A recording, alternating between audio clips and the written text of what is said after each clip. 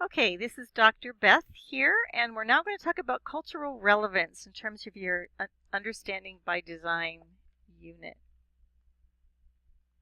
your backwards design. What is cultural relevance? Cultural relevant pedagogy was a term created by Gloria Ladson-Billings to describe a pedagogy or a way of teaching that empowers students intellectually, socially, emotionally, and politically by using cultural reference, things that are referred to in the culture of the students, to impart knowledge, skills, and attitudes. Culturally relevant teaching is essentially means that teachers create a bridge between students' home and school lives, while still meeting the expectations of district, state, and curricular requirements and standards. It utilizes the background knowledge and experiences of the students to inform your lessons and your methodology, so you need to know who your students are. A lesson or unit that is culturally relevant enables each student to relate course content to his or her cultural context. So you're trying to find ways and practice for these students to relate to what it is that you are teaching. Geneva Gay stressed that culturally relevant pedagogy is imperative because it uses the cultural knowledge, prior experiences, frames of reference, and performance styles of ethnically diverse students to make learning more relevant to, and effective. More relevant and effective. It teaches to and through strengths of these students. It is culturally validating and affirming. So basically, none of you work in a homogeneous school where there's just one culture. So you are finding out from your students what they know, where they've come from, how they learn, in order to make teaching effective and make learning effective for them.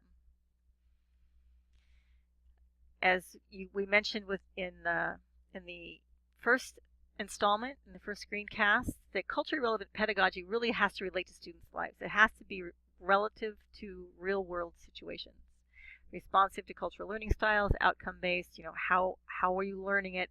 Not what kind of grade are you getting, but where is it going to take you? Authentic assessment techniques aligned with the complete picture and high expectations, not dumbing it down for people that you think can't learn it. Culturally relevant pedagogy supports student intellectual and social autonomy. It means it makes them stronger people. It gives linguistically and culturally diverse students a leg up with cultural capital, which we will talk about in a minute. It is the difference between creating an environment to maintain the status quo or building the foundation for making change. And really, we should be change makers and not.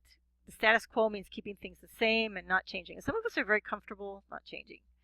So it's really hard to give students the power and the social autonomy to actually make change. Do not leave culturally relevant pedagogy as an afterthought or an assumption that students will achieve. That is not the case. And the less you support or acknowledge what students bring to the table, the less likely they're going to achieve. Culturally relevant pedagogy is about making the learning visible and comprehensive. So you're trying to make it as accessible as you possibly can. So you want to get to know your students. And this is about accessing prior knowledge and cultural capital. Why? Cultural, academic, and linguistic capital are ways people survive in our society. When they come from different cultures and different school systems and speak different languages, they don't have our cultural capital. They have their cultural capital. So what we've got to do is link their cultural capital with our cultural capital so they can be successful. What do they bring to the instructional settings? And this is, you're providing socio-cultural support. Culture represents a way of talking, acting, and socializing, as well as language practices, values, and types of dress and behavior. So that's culture. Culture is all these things. We all have culture, every single one of us, from the day we were born. Cultural capital represents the knowledge, skills, and values that a student brings to school that directly reflects their home culture. So somebody from Metlakatla is very different. Growing up in Metlakatla is going to have very different cultural capital than a person growing up in Juneau. A very different cultural capital from a person growing up in Fairbanks versus growing up in Syria, just to bring up a political situation. Everybody's cultural capital is different. The connection between the cultural capital of the student and how the school values this cultural capital directly influences the success of students in mainstream schooling in America and eventually economic success. So your job, our job as teachers, is to make sure they either that we provide students a new set of cultural capital or access to it so they can use it themselves. So some ideas to get to know your students: family brochures, personal museums, interviews, questionnaires. You want to get at the cultural and the academic and the linguistic cultural capital that students bring, because that is where you're going to make your links to their learning. So creating culturally responsive, inclusive classrooms, you're going to conduct a self-assessment, what your beliefs are. It's really important to be self-aware. Use a range of culturally sensitive instructional methods and materials. Some examples are explicit strategic instruction, interdisciplinary units, which is what you're working on right now, instructional scaffolding, which is what you're working on right now, journal writing, and open-ended projects. Establish a classroom atmosphere that respects individuals and their cultures. Foster an interactive classroom learning environment. Interactive is a key word, especially for linguistically diverse students. Interactive. Employ, not teacher talking, but students talking. Employ ongoing and culturally aware assessments. So just be aware that they may not have access to all the information in the assessment you give them. And so you want to make sure that you've taught everything to the point where they can take the assessment without having gaps. And collaborate with other professionals and families, either of the culture or just in general, both actually. So here's an example of a culturally relevant connection. Students will be able to identify resources found and used by the colonists to survive. So here you see a picture of the colonists in a river, probably somewhere on the East Coast. And here's a picture of some set netters in Chignik Bay. What are the similarities here between these two groups of people? What is it that they have in common, even though this is probably the 1990s or 2000s, and this is back in the 1500s? Through this lesson, students will relate, through compare contrast, paired activity, elder interviews, the new information about colonists and their survival to their own village and the resources that are in the Chignik area. So this is brought straight down to the students, but it's connecting with historical information that is our cultural capital.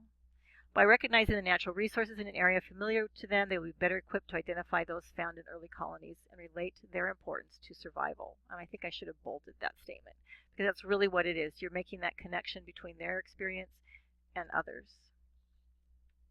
Here's another example. You're teaching primary sources in history, and students need to know what a primary source is. So how would you make that cultural connection for students? You could have them read and analyze a current newspaper article as a whole group, for example, 80 in paper or electronic, which contains an excerpted quote from an elder of the village.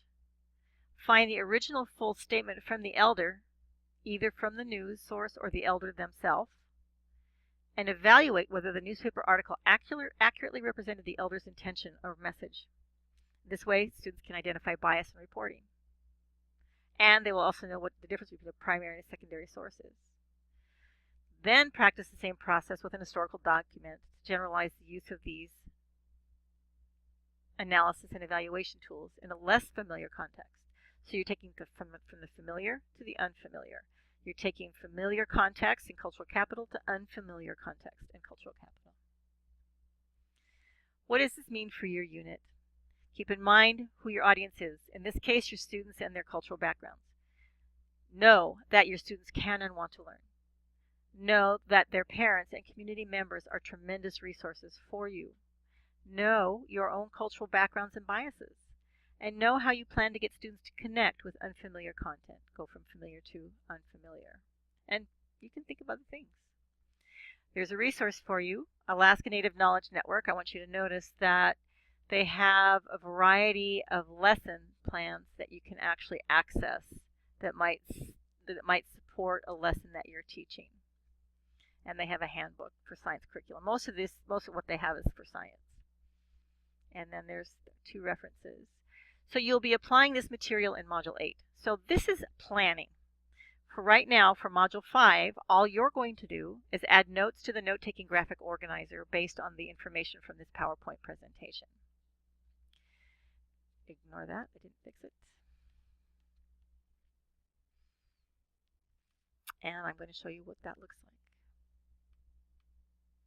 And I did not make an example, I just have the template because this is really your planning and preparation, your thoughts and ideas. It is not my thoughts and ideas. So how are you going, integrating culturally responsive instruction? Think about these things, make some notes to yourself.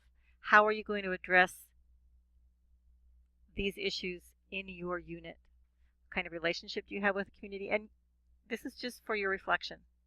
And how do you plan to get students to connect with unfamiliar content? And you're going to skip this one because we're going to go do that in section 8. And then of this one, you're just going to talk about cultural capital. How can you connect cultural capital? Because we're going to talk about ESL in the next section. So you don't have to worry about 7 and 8. But you do want to talk about number 6. So just reflect on those things. You are planning and preparing to discuss these with regard to your unit when you get to Module 8. So again, if you have any questions, let me know. You do not have to submit anything for this, but you do have to keep this graphic organizer so that you will have your planning sheet ready for Module 8. I hope that makes sense. So let me know if you have questions. Have fun with this. Obviously, it's close to my heart, the culturally responsive pedagogy. Both these screencasts will be posted for you to watch when you're ready.